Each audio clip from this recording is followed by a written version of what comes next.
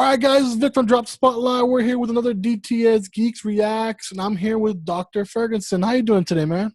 Doing awesome. Yeah, it's great to be on. Thanks. Awesome, awesome. I'm so glad that we can get on here to talk to you for a little bit and talk a little bit about Gamergate. hmm So, for my fans watching today and listening, can you tell me a little bit more about Yeah, Gamergate? yeah, sure. I want to say up front, first off, trying to like define what Gamergate is in a way that would make everybody happy is a fool's errand. So there's lots of arguments about what it what it is and who did what when and all this kind of stuff. So one factual thing we can say about Gamergate actually is that Gamergate also refers to ants. So there's an ant called a Gamergate. That is a factual thing. The rest of it is all opinion. so um, the overview I'm gonna share, I hope is neutral enough that it probably piss everybody off a little bit, but hopefully it was within the bounds of what seems to be pretty well established. And that Gamergate kind of started as a concern among some gamers that the games journalism was too cozy with game developers, and so there was this kind of like conflict of interest that was developing. They knew each other too much. Maybe there was some financial exchanges, so some game developers were getting reviews written for them that were really, really positive, but the games kind of sucked when people bought them and played them. And of course, a lot of that was written into like the idea of like wokeism and like progressive narratives. And so games that had like woke progressive narratives were lousy games, but got really good reviews because their political narrative kind of fit a different, So a lot of stuff was kind of built into, that kind of like culture war sort of element. What then happened is that some of the criticism focused in on certain women who were involved in either games journalism or in the games industry, and then some of that took on this very, very harsh, harassing, sexist, misogynistic tone. So certain particularly higher profile women who were involved, at least in one side or the other of games, Anita Sarkeesian probably being the most famous of them, but Brianna Wu and there's another woman whose name I'm all of a sudden blanking out. I'll think of it, of course, after we're done recording. But there are a few different women who were targets of really, really harsh harassment. And so that ended up sort of conflating the narrative so that people kind of shifted from talking about Gamergate being about ethics in games journalism into being this kind of like harsh, sexist, misogynistic, anti-woman, regressive kind of narrative. And that really kind of opened up this like pit of bad behavior on like all sides, So there certainly was harassment of some women. There's no question about that. It wasn't always really clear who had done it because the Gamergate hashtag anybody could use. So it wasn't really ever sure, was it gamers who did it? Was it some gamers but not most? Was it like just assholes on the internet who didn't care about games but just wanted to be trolls? Or was it Russian bots? Or some combination of all these things. So nobody really, really knew who necessarily was doing it. But nonetheless, it was used to kind of form this narrative that eventually kind of morphed into, it started with kind of like Gamergate is anti-woman, then eventually kind of became like gamers are like anti-woman or sexist, misogynistic, assholes. And then sort of tied into like gamers are involved with the alt-right and like neo-Nazi. So it just kind of like snowballed Wow. into, this really kind of like nasty anti-gamer kind of narrative that's just sort of extended beyond simply Gamergate. So like I said, a lot of bad behavior on all sides. Of course, both sides have a different view of the history of Gamergate. People on both sides are going to not agree with what I just said is the history of Gamergate, and I will say that I just did about the best I could with what I know about it. I'm not trying to establish like a definitive chronology of Gamergate here, but that was why people kind of got interested, in this this topic. So it really became the sort of like stereotyping in the end. It sort of moved away from just like fairly legit, well, actually really, really legitimate concerns about like, harassment of women in games, and then became more of this sort of like all gamers are like white, racist, sexist, like trolls, and so the stereotyping just, or the isms, if you will, just kind of shifted in that defense of one group of people seem to make it okay to stereotype and have negative prejudicial views about another group of people. And that's kind of where things were, and where things kind of still are, to the extent that, probably 99% of the world no longer cares about Gamergate, but to the extent that people do, those people have very, very polarized opinions about what it is and what it means. Wow, and we didn't realize how major it was because of the situations going on behind the scenes, not only with developers and publishers, but Mm-hmm. in all aspects for gaming. Because the evolution of gaming is right now blown out there now with the esports and Mm-hmm. the competitive places. Yeah. So, did you expect the results that you have gotten from the research? Like what you're first meaning into? I know you touched a little bit into it. Yeah, yeah. So, and one thing I also forgot to mention is, of course, that some of the narrative about like gamers being awful, was promoted by games journalists who already had a kind of a conflict of interest, because they're the ones being criticized in the first place. So it was kind of a convenient shift in the narrative for them to move the concerns off of ethics and games journalism into sexism. And that's not to say that there wasn't some good reasons for doing that, but also there were perhaps some bad reasons for doing that as well. Yeah, so my interest, like back in like 2014, which is really kind of when Gamergate emerged as a big issue, and I did get some national coverage at the time. I think I probably bought most of the narrative, at least that it really did seem like there was a concern socially about the way at least some gamers were approaching women in games, and there did seem to be some evidence for this kind of at least subculture among some gamers that they were hostile to women. But over the years since, a couple things happened. One is, of course, I think, like I said, Anita Sarkeesian was kind of like the icon, if you will, of sort of like the victim side of Gamergate. She was a very intelligent woman. She had some great points that she had to make about sort of like how games portray women and such. And so I think, because she was experiencing such like, rape threats, death threats, everything you can imagine. Yeah, it was really, really serious stuff.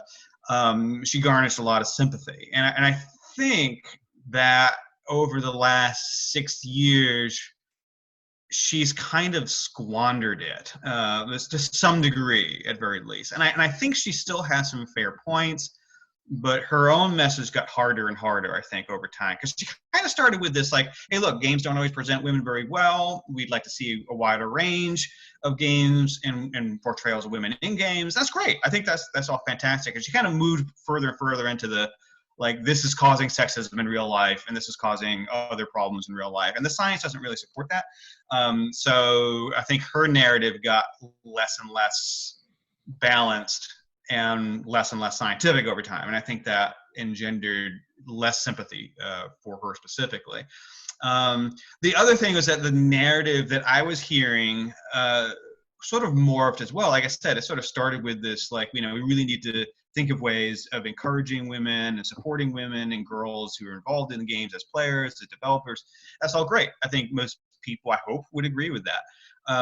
But then the narrative kind of shifted to the sense of like, well, like there's ties between gaming and the alt-right, or like Nazis are trying to recruit kids in games and this kind of stuff. And it started to sound a lot like the Satan panics of like heavy metal music, like in the 80s and 90s a little bit. And it's not to say there aren't some Nazis that are, I'm sure there probably are a few Nazis, just like there were probably a few Satanists in the 80s trying to recruit kids to heavy metal.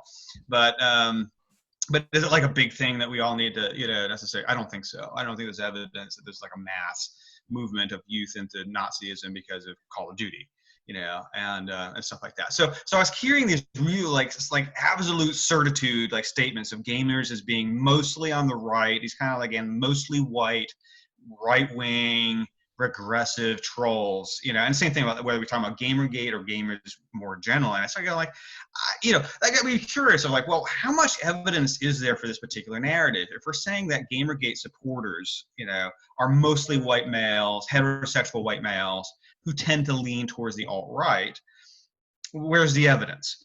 And so I looked through the scientific studies that existed. This was probably about 2018. And that's where I found out about the ants. So it turns out there's way more studies about these ants than there are actual human beings that were involved which is to say that there were none of the latter. So there's probably some number of studies of these ants, no empirical studies of Gamergate supporters or anything related to that. So it was obvious that there was a niche here, that we needed to do something to try to get some data that would tell us what Gamergate supporters actually look like. Because people are saying what they think they look like, but we don't have any data to either support or refute that. So that's when I happened to come across Brad Glasgow and his work, and he had actually already done this survey with Gamergate supporters, and he had the data, but he hadn't published it yet. So we kind of got in contact with each other, and it was kind of like a meeting of the minds, or a meeting of convenience. He had the data, I knew how to write it up for an academic article, and we kind of worked together to analyze that data. And yeah, I mean, so it suggests that, first off, the demographic narrative of Gamergate supporters is largely wrong. So if you were looking at like certain groups of people, white male heterosexuals are the largest group, but they only make up about 40%. So there are non-trivial numbers of Gamergate supporters who are Latino, African American, Asian American, other ethnicities. There are significant proportions of Gamergate supporters who are women, who are transsexual, or non-binary, or whatever else, who are gay. So there wasn't the sort of homogenous group of individuals the way that sort of like anti-Gamergate people were describing them. And the other thing that was kind of fascinating is we were able to compare their rating or their views on certain hot button social issues to the general public, because the Pew Research Center had already conducted the survey of the general public and their views on things like, I can't remember all of them, but it's like, I think like abortion and affirmative action and stuff like that. Yeah, kind of these cultural touchstone types of issues, global warming. And we were able to compare scores for the Gamergate supporters to the general public. And it turns out Gamergate supporters, at least on these issues, are more liberal than the general public, not more conservative than the general public. So it does not support this idea that Gamergate supporters are tied to the alt-right or neo-Nazis or whatever other, group of individuals that you're worried about. Yeah, that doesn't necessarily mean that they're wrong or they're right, but rather that just this narrative that had formed about them as being, homogeneously white, heterosexual males who tend to lean towards, ultra-conservatism, is not supported, at least by this particular batch of data. In fact, they're quite the opposite from the way they have been described by some individuals. Wow, and that's amazing. You were able to compile that information and showcase, like, people want to throw out accusations to different people, saying like, oh, you did that, or you're a Nazi because you're playing that, or oh my God, you love Ozzy because you're a Satanist. No, you had the actual information of what's going on. So it's not the typical person what people want to believe in. It can be anybody, and you had the compiled results, which is very fascinating and intriguing. Yeah. Well, that's a problem with a lot of discourse today, right? And a lot of different issues is if you try to have any kind of nuanced debate on something, you can end up being in some people's minds, a literal communist and a literal Nazi at the same time, so I sometimes use the example. I one time absolutely foolishly on Twitter tried to have like a nuanced debate about abortion, which is an issue I don't really have a strong opinion on one way or the other. I can see the points on both sides, which is the thing I said, which was a mistake. Because I was like literally a sexist misogynist and a baby killer at the same time, because people have, or some people, and probably it was the loudest people that is like on Twitter and the internet. Some people have difficulty really sort of understanding that others can see things differently and still be like responsible, reasonable human beings, right? So, and that's where you get this kind of thing like, well, if you don't believe in X, then you're like a little Nazi, or if you believe in Y, then you're a little communist, or whatever else. So both sides do it, but it does create these kind of like weird narratives that appear sciencey. People sort of like say them as if they're factual, as if they have data, when they don't. That's kind of fascinating to me, like why these things happen, Oh yeah, like those what people consider Facebook doctors. Yeah. Their opinion is the real thing, but in reality, they don't know what they're talking about. Yeah, we'll fix COVID with UV lamps and bleach, something like that. And tacos. Just eat your tacos. So once the information came out and published, how did the public react to the new information, like at that time in 2014? Yeah, so well, it's kind of like we were just talking about. So it depends, obviously. So you get like three different groups of people. You get Gamergate supporters who just love it. Well, I'll couch that with you get Gamergate supporters who think it's wonderful, except for small who are like, you needed to come down harder on the anti-Gamergate people. Like you gave some credence to the idea that there was any sexism in game. Yeah. So, but for the most part, I think Gamergate supporters, this was sort of what would be the word for it? Redemptive, I think, for them, because they had been complaining for years that they were being mischaracterized, and at least this particular pool of evidence supported that concern that they were being mischaracterized. Then you get the general public, who's like 98% of people, right, are just like don't really care that much, and they're interested, or maybe they're not, but they may be interested to some extent, and that would include most gamers who aren't necessarily either Gamergate supporters or anti-Gamergate people, but you get like the general public who don't have like a real investment in the issue, and they're just kind of curious, and they think it's okay, it's data's good, right, and then you get the other 1% who are like the anti-Gamergate people, and we're literal Nazis, or for pseudoscientists, Nazis, which is funny because we'll get called pseudoscientists for providing peer-reviewed scientific data that is not supporting a narrative that they had been espousing with no data at all.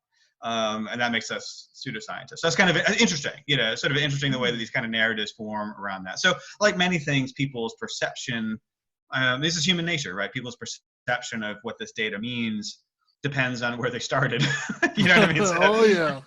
So if the data support their worldview, that's wonderful. If the data conflicts with their worldview, it's horrible pseudoscience. And for most people that don't really have a strong opinion, they're just like, okay, they shrug and they move on. Which is fine. We don't expect most people to read it, but hopefully within the scientific community, however, this will be, this is the first real piece of data on actual Gamergate supporters, and hopefully this will encourage other scholars to provide more data. They may challenge what we said, that's fine, but hopefully we get more data on this, because, like I said, there was nothing, until we published this. Well, that's good, because now you have the data and the awareness. Now people are knowing what's going on out there. It's no longer something that's behind closed doors, Mm-hmm. Yeah. So after Gamergate and with all the numbers out there, do you think there's been an improvement behind the doors for companies, or is it slowly easing past that?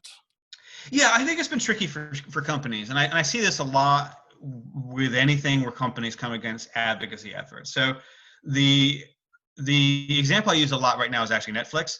So Netflix, of course, released a TV show, 13 Reasons Why, which probably most people are familiar with. It depicts a young girl who commits suicide very graphically. And it was considered by critics to be a very good show, but it got a lot of criticism, of course, for the suicide depiction. And people were concerned that teenagers would mimic it, right? And after a couple of years of criticism, Netflix decided to remove the graphic suicide scene from the show. And then, of course, like within months of that happening, studies started to come out to show that the show was not linked with teen suicides. And so that kind of points to the hazard, I think, that companies face when they get confronted with angry people, on Twitter or through advocacy groups, professional guilds, whatever else. They produce a product, that product is successful, people love it, but then they have some group of very loud people saying that they're sexist, racist, unconscionable, trying to get kids to commit suicide, whatever else. So they worry, like, is this controversy going to hurt them, in terms of either their bottom line or just their moral reputation? And these people are mostly human beings that run these companies, maybe not always, but mostly human beings that run these companies. We can probably think of some examples that are not, but mostly they are. So they may do something stupid, like back down, and then the only problem with that is that simply reinforces the moral bullying, if you will. So with 13 Reasons Why, they're removing the scene didn't make anybody happy. The critics still just kept launching at them and criticizing them more. and then they lost their credibility as kind of defenders of free expression, right? So I think companies historically have always kind of wrestled with that, like what do they do in the face of a bunch of angry people? And sometimes the companies have to remember that the angry people probably aren't buying the product anyway, and the people who are buying the product don't give a shit about the angry people. So, and that can be very tricky. And I think video games have gone through that somewhat. So I think on the positive side, we have seen some improvement in the representation of girls and women in a lot of games. And I think that's great. So we have a lot now, examples like Horizon Zero Dawn, the last of the series. What was her name? Oh, I can't believe I can't remember her name, but in the Assassin's Creed, because I even played her. She's my favorite character in a long time. Oh my God, I can't believe her name. But the female character in Assassin's Creed, again, I'll put that on the list of things I'm going to remember as soon as we stop recording. So we have a lot of these really good portrayals of females in action games, which I think is great. So I think companies have done a nice job in addressing, I think, what was a real concern. And I think that was legitimate. I'm glad to see that movement. I think companies have oftentimes struggled, however, with that concept of like go woke, get broke. I'm sure you probably have heard that Yes. phrase. The sense that if you end up catering to a group of angry people who aren't your audience, and you try to make them happy, they're not going to buy your product anyway because they don't like video games. And you're going to piss off the people who were buying the product. So if you try to like take Grand Theft Auto and take out all of the gritty, like negative sex stuff that's and it is full of gritty, negative sex stuff. If you try to take that out, the people actually play the game are going to be annoyed. You know what I mean? So you don't necessarily want to change a franchise that has a loyal player group because a bunch of old people are pissed off about it, or a bunch of woke progressives are pissed off about it. So I think there have been some stumbles, like the recent Mortal Kombat game. I think got some criticism for sort of like desexualizing the female characters, but not desexualizing the male characters. For instance, so kind of look kind of hypocritical in a way. I think, as far as I know, the series still sold gazillions of copies, but there was some criticism of it for that. And even the Assassin's Creed game, kind of, if anybody's played it, you'll know it has that sort of thing right when you begin to play it that says that our team is made up of a diverse group of individuals of different ethnicities and sexual orientations, which is great. That's fantastic. I totally support that. I see it once, I go, yay, great, good for you. I see it at the beginning of every single time I play the game. I think you're really trying to like advertise how virtuous you are to me at this point. So it can be overdone sometimes, this sort of like performative virtue, if you will, particularly if it's playing to a very loud activist group or base that isn't your customer base, can be a tricky thing to navigate. You can do it in the way that Rockstar tends to do, which is like, well, fuck you guys. I'm just going to keep making more Grand Theft Auto, because it sells a bazillion copies. Or you can go the Assassin's Creed, which again sold a bazillion copies, but may have, the risk of rubbing some people the wrong way if you keep doing it, in the sense of if you seem like you're becoming performative about your virtue, people will pick up on that, and that can be sometimes, kind of a problem. But really, the thing is if you need to make a good game at the end of it, So I think one of the games that got some criticism was that Gone Home game, which I don't know if you played that one, but it's a sort of a short story narrative in video game form. And I played it, and it takes about it's not very long, 4 or 5 hours to play through it. And it's a very good narrative, very good story, a very moving story. But it's not like a great game, in a way. It doesn't have like really good replay value. So as a narrative, it's fantastic. In terms of gameplay, it's okay. And I think that was kind of the stuff that maybe like the original sort of like ethics concerned Gamergate stuff was kind of concerned about, was a sense of like some of these games that have a narrative that fits a particular worldview, that may be a great narrative, but the gameplay itself is kind of we're getting higher ratings than they should have, and that sort of created some of this animosity. I don't know if it was Gone Home specifically, but that was the kind of issue I think that a lot of like Gamergate supporters had, at least with the journalistic ethics side. So yeah, I think I've lost the thread of your question. So put me back on track here. Oh, it's all good. It's all good. You actually went very in depth into it because you actually provided examples of what's going on there. Yeah. I know more games are more showcasing a strong female front Hmm. where it's the dominating the game. It's no longer the Lara Crofts of the Hmm. gaming. Now you have like the Black Widows. You have different characters are now being the leads in the video games and multi-million franchises. Yeah, and that's great. And that's kind of like what Anita Sarkeesian was shooting for. I mean, I think, and I shouldn't speak for her, but and that's where I think she had a great point. And had she stuck to that, I think she would have been maybe a little bit better off. Because I think that was the genius of the original Women versus Trope series that she did, and sort of like the initial hostile reaction to Gamergate, the initial sort of anti-Gamergate movement was a sense of like, yeah, we need to have better representation of women and girls and female characters in games, and we also need to be more supportive and encouraging and helpful towards women and girl gamers and developers and people in the journalism industry, if they are being confronted with sexist or misogynistic attitudes. I think all that was great. I think that was that was good stuff. It's just that and it's always the problem with advocacy is it didn't stop there. Right, and it started to become more and more negative, and the goalpost started to move.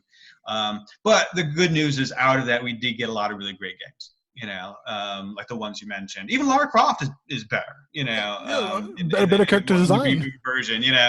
And the Last of Us series, and I still totally blanking on the woman character in Assassin's Creed. But anyway, it doesn't matter. So I think that was a good thing that came out of it, was that we do have some of these great games with female-led, franchises with female-led characters, and those characters are deep, not sexualized, and just fantastic characters to play. And but on the other hand, we have to make sure that things don't go totally off the rails, and that we're not, failing to learn the lesson of that, and simply taking our hatred and anger and now directing that towards gamers, and saying like all gamers are assholes or sexist or misogynist or these white regressive, trolls or whatever else. So we're, yeah, I mean, it's sort of like as the cliche goes, be the change you want to see, right? And I'm not always good at this myself, so we're all human beings. But if you want people to be kinder to each other, be kind, be a representation of that, and that's again where I think a lot of advocates on the anti-Gamergate side lost the thread a little bit, and they just became the other side of what they didn't like, and engaged in a lot of the same behaviors that they were concerned about, bullying, negativity, harassment, that kind of stuff. And it's a shame, that it ended that way. Yes, it is. Yes, it is. So turning the wheel a little bit to the counterclockwise way, I want to ask you, like you described some awesome games that you have played. What games are you currently playing today? Yeah, it's a great question. So the game I've been obsessing over lately is an old game. So it's Divinity Original Sin 2, Ooh. which has been out for, I don't know, 5 years or something like that. So I just came across it. It got recommended. In fact, it got recommended on Twitter. I said, what game should I play now? And that's what people came up with. And it was a great recommendation. And so I play Dungeons and Dragons. I'm a real big Dungeons and Dragons fan. That's kind of what I said. Like, I really want to play a Dungeons and Dragons game that feels as close as a game can to actual Dungeons and Dragons. And that's what people recommended to me. So I've been playing that for a few months now because it's a long, involved kind of a game. So that's what I'm playing now, other than actual Dungeons and Dragons, online. So I tend to I'm not like a dabbler. I tend to try to grab a game that I really, really like and play it until I'm done. And that's tricky when you get like a game like Red Dead Redemption 2, right? That is Yeah. I don't know, 300 hour. I don't know how much I threw into that game, some absurd amount of time. And I was really like, I'm going to finish this game. It's a really, really long game, particularly if you start doing all the side stuff that you can do in the game. I suppose if you just play the narrative through without doing anything else, it's probably a lot shorter. Yeah. So I tend to have a certain sequence of games that I play that have been recommended to me from someone else or another. And then, so my son, I have a 16-year-old son, so he plays games as well. And then I have a PlayStation 4 in the house, and then he has an Xbox. But I also have another Xbox in my research laboratory. So sometimes I swap them back and forth. So usually at some point I'll switch them and I'll bring the other Xbox home, and then I'll play through all the games my son has played. At least the ones he recommends are good. So that's kind of just like the summer thing I do. So pretty Ah. soon I'll have to start playing. So he's got like Resident Evil 3, which just came out, and then I'm trying to think what else he's been playing. But that's one he highly recommended. I haven't played it yet, but he said it was really, really good. And it seems to have gotten really, really good reviews. So I'm looking forward to playing that. I play some of the other Resident Evil games, so I'm looking forward to giving that a try, probably in the summer. Oh, sweet, sweet. I'm a huge Resident Evil fan. Resident Evil 2 was an amazing game, the remake. So Mm-hmm. I expect Resident Evil 3 just to pop up a notch right there. Yeah. The last one I played was the VR version of Resident Evil 7. I don't know if you've ever had a chance to play that in VR. I've seen it, Uh, but I haven't uh, tried it. it's good. It's a really, really good game. The VR actually is really, really amazing. So I can tolerate VR for about an hour until I start getting a little bit of simulator sickness. But it's funny because the game was so good, I would keep pushing it, because I didn't want to stop. So it'd be like 2 hours, 2.5 hours. I started playing with like a headache and like a stomach ache and this kind of stuff. And like, my wife would see me after I finally take the headset off. I'd be like, oh, I feel really kind of bad. She's like, well, why didn't you stop? And I was like, well, I didn't want to. It was a good game. So eventually I learned to try to manage my time better on VR. But yeah, it was fantastic. The technology they put into that game was really, really, really good. And I enjoyed it. Awesome. That's great to hear. That's great to hear. And lastly, as a research scientist, is there anything else you're researching at this moment you want to care to discuss? Sure. I mean, I obviously do a lot of stuff on video game violence, and I'm always doing something, related to that. I have done a little bit of research on 13 Reasons Why. That's why I kind of know that. It's kind of like a benchmark that I use a lot to compare to other things. But basically, I do, a lot of stuff that's involved in looking at media effects and looking at people's concerns about media, screen time. We're doing some stuff with screen time right now, whether screen time is associated with mental illness in youth and such. But just in general, like whenever people are sort of panicking about something, then I usually get interested in that to see if what they're panicking about is actually. Occasionally it is. Occasionally there's like some legitimate concerns. Most often not.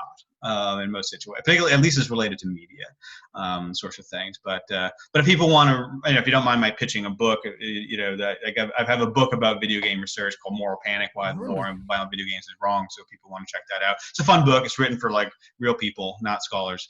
So it's written to be kind of fun to read. But it talks all about like video game research and violence and addiction and stuff like that. So. Oh, that's pretty cool. Mm-hmm, I'll look into that soon. Yeah. Cool. Awesome. Well, thank you so much, Doctor, for talking to us today. Yeah. And give us more in depth on Gamergate. Yeah. So thank you so much. Well, yeah, it's been cool. I had a great time, and thanks for having me on today. I appreciate it.